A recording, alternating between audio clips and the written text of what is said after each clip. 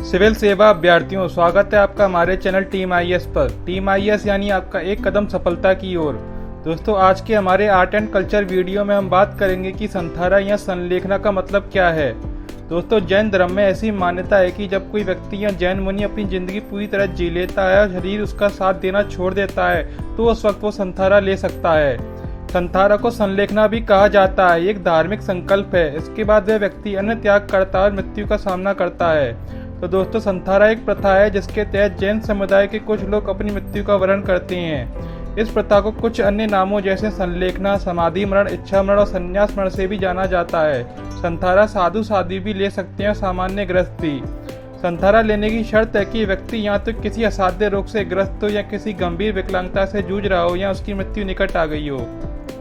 गौरतलब है कि सामान्य व्यक्तियों को, विशेषतः बच्चों या युवाओं को किसी भी स्थिति में संथारा लेने की अनुमति नहीं है।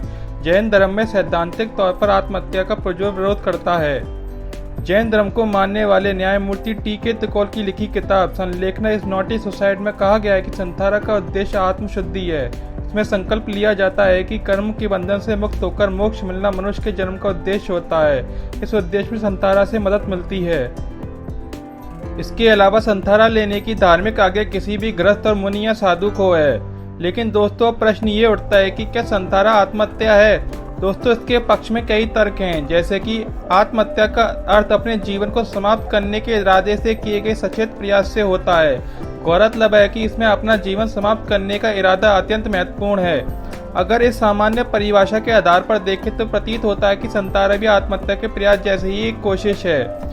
संथारा लेने वाले व्यक्ति को पता होता है कि उसके अन्न जल छोड़ने से उसकी मृत्यु निश्चित है। उसका इरादा भी साफ तौर पर अपनी मृत्यु को आमंत्रित करना ही होता है। इस आधार पर यह कहना उचित प्रतीत होता है कि संथारा एक धार्मिक प्रथा होते हुए भी तकनीकी तौर पर आत्महत्या के प्रयास से अलग नहीं है।